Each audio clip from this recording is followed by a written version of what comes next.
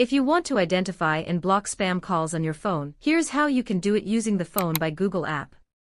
First, open your phone app and tap the three lines in the top left corner.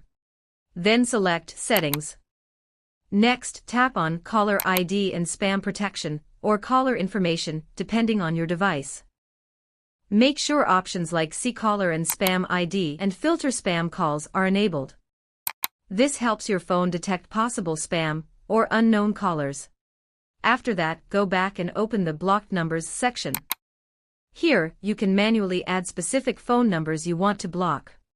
You can also enable the option to block calls from unknown or hidden numbers if you want even more protection from spam calls.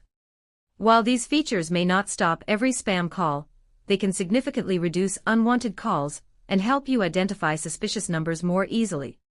If this tutorial helped you, don't forget to like, share, and subscribe for more tech tips and tutorials.